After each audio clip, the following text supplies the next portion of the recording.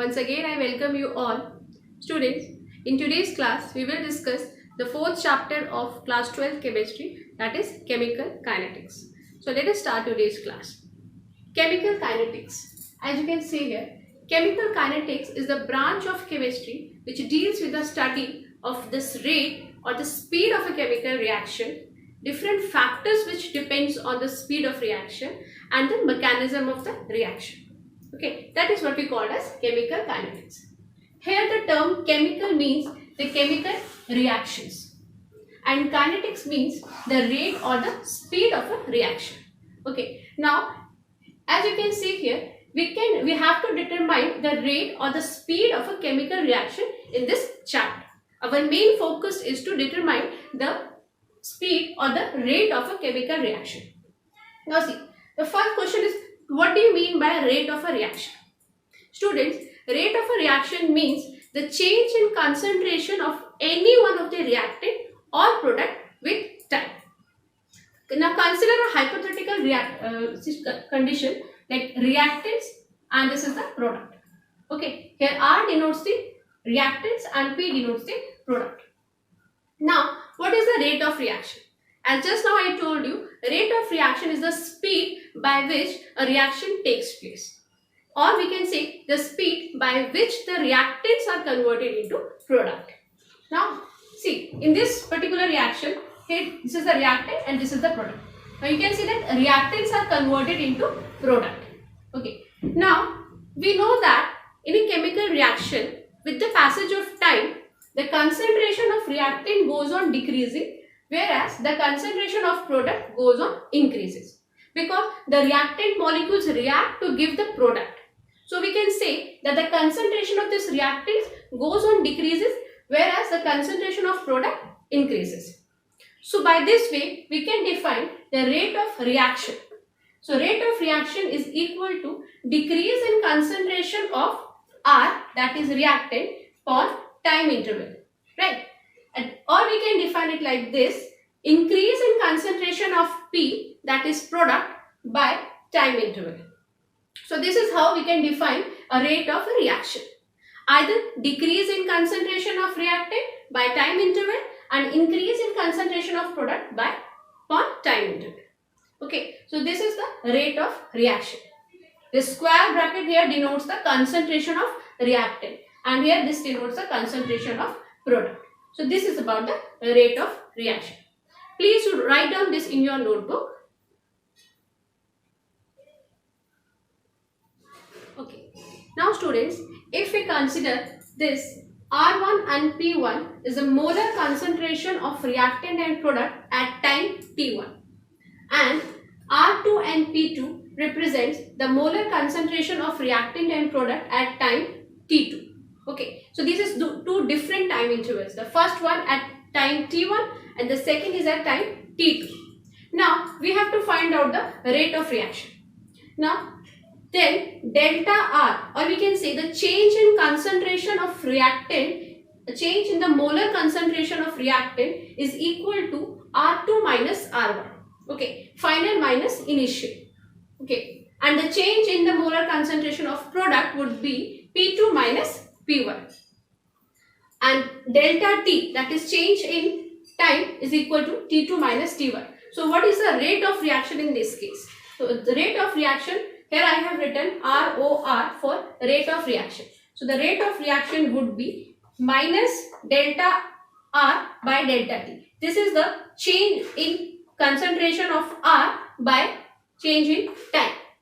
And similarly, the rate of reaction for product side plus delta P or molar concentration of P by delta T, that is change in time. Now, in this way, we have to write the rate of reaction for any particular reaction. Okay, now see, what is the significance of this negative and positive sign in this reaction? This is again very important. Now this negative sign, see, the rate of reaction is always taken as positive. But what about this negative sign? This minus sign is given just before this R. This is because we know that the concentration of reactant always decreases with time and the concentration of product increases with time. That is the reason why the negative sign is given just before the molar concentration of R, because concentration of R, that is reactant, goes on decreases with time, whereas this positive signs denote that the concentration of product is always increases, right? So this is how we have to write the rate of reaction for any hypothetical reaction. So you can write down this in your notebook.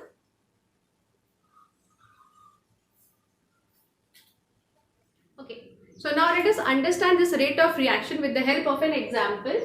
Okay, let us see PCl5 when reacts, it gives PCl3 plus Cl2. Now, how can we write the rate of reaction for this particular reaction? See, rate of reaction is equal to change in the molar concentration of PCl5 upon change in the time, right? See here, I have put the negative sign, okay, because here the concentration of reactant decreases, okay, equal to plus change in the molar concentration of PCl3 upon delta T, or change in time, which is equal to plus change in the molar concentration of Cl2 by delta T. So this is how we have to write the rate of reaction for a particular reaction. First we have to write the reactant side by putting a negative sign, and then we have to write the product by putting a positive sign. Okay, now let us consider for any general reaction, okay, if it is given like A plus B gives C plus D. These two are the reactant and the C and D are the product. Now how can we write the rate of reaction for this particular reaction? See, again rate of reaction is equal to, putting the minus sign before, because the reactant's concentration decreases with time, okay. So minus delta A molar concentration upon T, the change in the molar concentration of A by change in the time, which is equal to minus delta molar concentration of B upon delta T, which is equal to, again this is the side of product, so we have put the plus sign over here, right?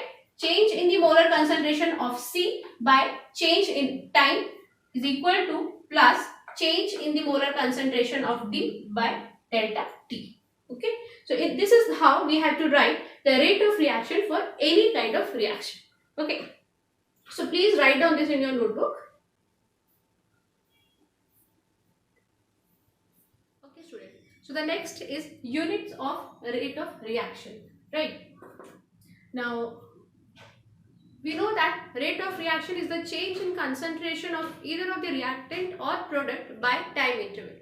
As here the term concentration arises, and we know the unit of concentration is moles per liter, right? And for time it is either second or minutes. So we can write the unit of rate of reaction as, the first unit is moles per liter per second, and the second one is the moles per liter per minute, right? So this you have to learn, it's very important. These two are the units of rate of reaction. Now if the pressure, now for gaseous reaction, the unit of rate of reaction is atm minute inverse or atm second inverse. As in case of gaseous reaction, we are using pressure in place of molar concentration. Okay, and we know that the unit pressure is expressed in atm or atmosphere. So we can write here like atm minute inverse or atm second inverse. Okay, so this is the unit for rate of reaction when we are using the molar concentration or when we are using the pressure, right, for gaseous reaction. Please write.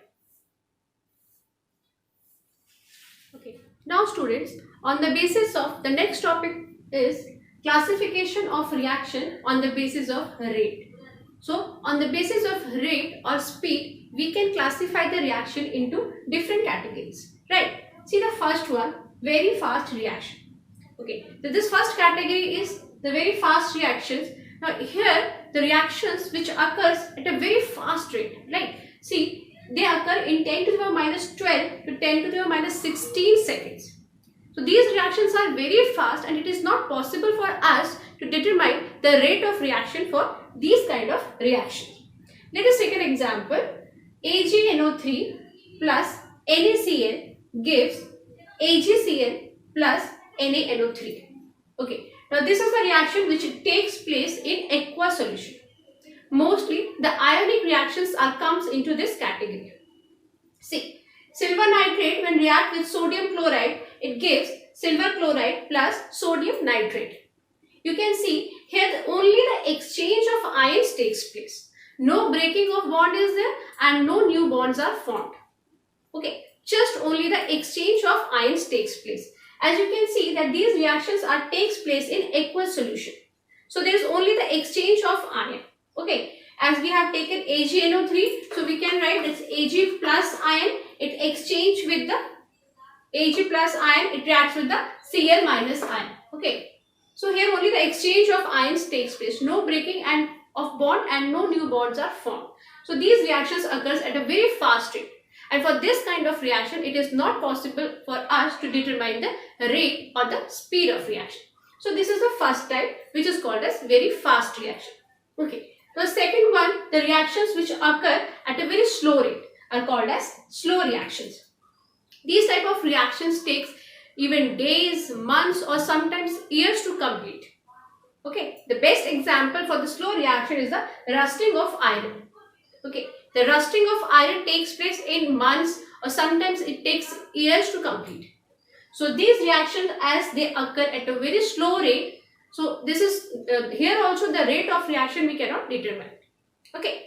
The third category is moderate reaction. Now this is the one which we have to study in this chapter. Okay. Now these are the reactions which neither occur at a very slow rate nor they are occur very fast rate. These reaction takes place at a moderate rate. Okay. So for this type of reaction, it is very easily we can determine the rate. Okay. Or the speed of the reaction. Because these type of reaction are called as a molecular reaction. Okay. So in this type of reaction, the breaking of bonds takes place and new bonds are also formed. So we get the time, sufficient time to determine the rate of reaction. See an example. N2 plus 3H2 gives 2NH3. Can you tell me that this reaction is the example of which type or what is this formation of ammonia takes place in this reaction? As you can see, you can tell me the name of the process. If you know the name of the process, please write down in the comment section of this video. Right? So here N2 reacts with 3 moles of H2 to give 2 moles of ammonia. Okay, so formation of ammonia takes place. Here the bonds breaking takes place in the reactant side and at the same time new bonds are formed in the product side. Right? We all know that breaking of bond requires energy and formation of new bonds release energy. Right? So here the bonds are breaking in the reactant side and the new bonds are formed in the product side. So it is very easy for us to determine the rate in this type of reaction, which are called as moderate reaction. And these type of reaction we are going to study in this chapter, right? Not the slow reaction, not the fast reaction. Our main focus is to determine the rate for the moderate reaction. Okay, so many examples are there for this type of reaction, which we will discuss in this chapter later on, right? So please write down this in your notebook.